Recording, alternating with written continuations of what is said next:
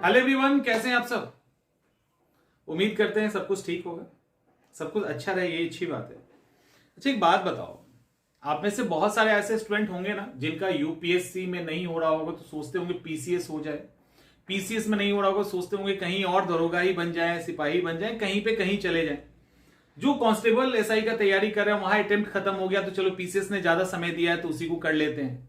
Banking sector में नहीं हुआ तो किसी और में चले जाते हैं जहां एज ज्यादा है, या अगर बार बार नहीं हो रहा है तो हम चेंज कर लेते हैं। होता है ऐसा, आता भी होगा विचार अक्सर। हाँ, इस तरह की बातें मैं तभी करता हूं जब कुछ ना कुछ इस तरह के इंफॉर्मेशन या इस तरह की चीजें हमारे सामने आती है। जैसे आज सुबह में एक कॉल आया, उस कॉल में यह पूछा गया, वो बीपीएससी के स्टूडेंट है, उसने कहा कि सर लगता है मुझसे बीपीएससी नहीं होगा, हम शिफ्ट कर लें क्या। तो मेरा क्वेश्चन था कि क्यों शिफ्ट करना है, शिफ्ट करने के पीछे का क्या बेस है। तो यही है कि ये नहीं हो रहा है तो वो हो जाएगा, मतलब इससे वो आसान है तो वो हो जाएगा, ठीक है।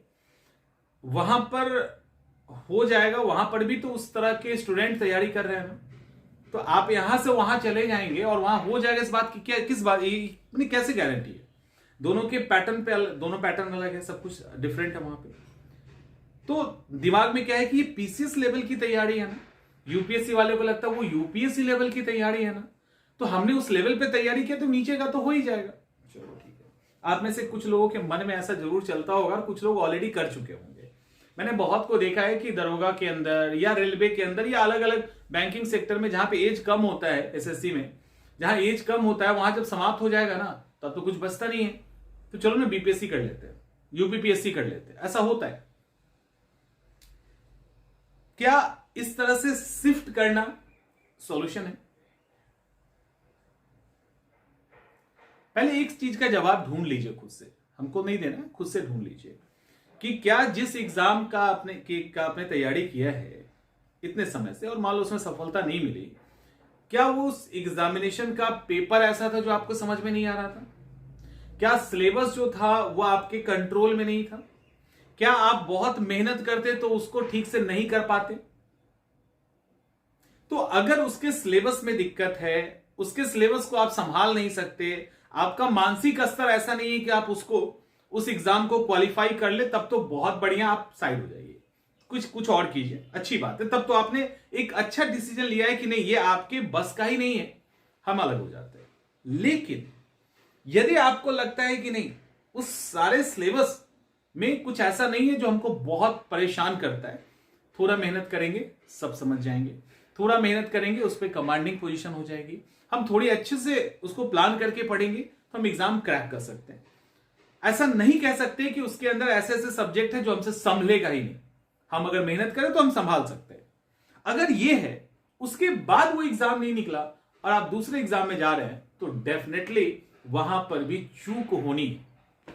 क्योंकि जब आपने कोई ए नंबर का एग्जाम दिया था तो आपने ए का जो भी क्राइटेरिया उसको फुलफिल नहीं किया ना, इसका मतलब है कि आपको वो फुलफिल करने की आदत ही नहीं है, आपको वो फुलफिल करना ही नहीं आता। या आपने क्या किया, इसके पास का एक दायरा तय कर लिया, आपने देखा कि इसके ये लेवल्स हैं, ठीक है, ये लेवल है और आप इस लेवल पे खेलते रह गए, आपको पता है इस लेवल पे क्रॉस नहीं कर सकते, इसी लेवल पे खेलते रह गए और क्वालिफाई नहीं किए। तो जब आप यहां से शिफ्ट होके बी एग्जाम पे भी जाएंगे तो यहां पर भी आप उस एग्जाम के अकॉर्डिंग दायरा तय करेंगे कि अच्छा भैया इसमें कटअप कितना जाता है 90, ओके, इसमें कटअप कितना जाता है 80, अच्छा, तो हमको कितना लाना है 60, यहां 90 है तो यहां पे आप 70 तक ला रहे हैं, यहां 80 है तो यहां पे 60 लाएंगे, उससे ज्यादा कुछ नहीं होगा। क्योंकि जब आप इस एग्जाम की तैयारी कर रहे थे तो इसके सिलेबस के अकॉर्डिंग आपने उतना ही एफर्ट किया, उसी जो एफर्ट किया वही एफर्ट आप यहां करेंगे। क्योंकि दिक्कत एग्जामिनेशन के पैटर्न में, उसके सिलेबस में नहीं है, दिक्कत खुद में है। दिक्कत खुद में है कि जिस एग्जाम में के लिए जाएंगे हम उसका एक दायरा खींच लेंगे और राम राम राम राम करते रहेंगे कि ऊपर वाले किसी तरह से हमको कट ऑफ पार करवा दे, किसी तरह से हम एग्जाम क्वालिफाई कर जाएं। मतलब ऐसे ऐसे स्टूडेंट्स होते हैं जिनको लगता है कि सर किसी तरह से, ये दया और याचना से एग्जाम नहीं निकलता, किसी तरह से कैसे निकलेगा, कोई अपने हाथ में है नहीं कि आपको हम दे दें, आप हमसे रिक्वेस्ट करें और आप हमसे ले लें, ऐसा तो हो नहीं सकता ना, रहता तो दे देते, सिंपल सी बात है। तो यहां पे आप क्या करोगे, फिर जब जाओगे तो आप उसी टेम्परामेंट से उस एग्जाम को हैंडल करेंगे। तो जरूरत किसका है, एग्जाम को शिफ्ट करने का जरूरत है कि अपनी सोच को ठीक करने की जरूरत है? क्वेश्चन मार्क सामने है आपके। एक्चुअली जरूरत अपने में है, अपने को इंप्रूव करने में है। ना ज्यादा भाग्यवादी बने, ना ही ज्यादा ईश्वरवादी बने। सेल्फ कॉन्फिडेंस से लवालब, सेल्फ मेहनत पे आप ध्यान दीजिए। समझ में आ रहा है? ये नहीं कि यार मतलब बहुत भगवान के पीछे पड़े हैं तो आप पास कर जाओगे, एक नंबर भी आपका नहीं बढ़ना है। किसी का एक नंबर बढ़ जाता है तो किसी को बढ़ जाता है, अरे भगवान भरोसे पास करे, ऐसा नहीं है। तो दूसरा भी कर जाता है ना, आपसे ज्यादा धार्मिक आदमी बैठा हुआ है। तो दरअसल क्या है कि खुद के अंदर इंप्रूवमेंट की जरूरत है। वो जो खुद के अंदर इंप्रूवमेंट ला रहे हैं, क्या लाएंगे? डिसिप्लिन। उस एग्जाम के क्राइटेरिया के ऊपर जाके हम तैयारी करेंगे। अगर एग्जाम यहां तक पूछता है तो हम इसको ऐसे कवर करेंगे, ये यहां पूछ रहा है तो हम ऐसे कवर करेंगे, ना कि यहां पे रुक जाएंगे आके। ठीक है, हम कट ऑफ को लेके बहुत परेशान नहीं होंगे। वो अगर कहता है 4 किताब तो हम 5 पढ़ लेंगे, वो कहता है 4 बार पढ़ना है किताब तो हम 8 बार पढ़ लेंगे। तो इस टेम्परामेंट को डेवलप करना है बेसिकली।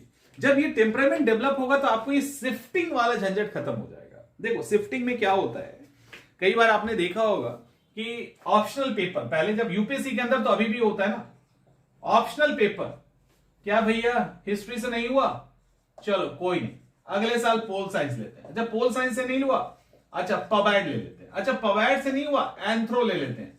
जब तक बीपीएससी यूपीपीएससी में तो भी है, तो जब तक था तब तक ये चलता था। अच्छा इस साल हिस्ट्री में नहीं हुआ, लो स्कोरिंग हो गया, पवैड से नंबर 1 कर गया, पवैड ले लेते हैं। ये शिफ्टिंग खूब होती थी ना। इसकी जगह पे अगर आपने मान लो हिस्ट्री है, हिस्ट्री में आपने 80% तो एफर्ट जरूर कर दिया होगा जब भी ऑप्शनल लिया होगा, इसमें भी आपने किया होगा। तो ऐसा नहीं होता कि इस पे थोड़ा सा और हम एफर्ट करके इसी को 100% तैयार कर लेते हैं।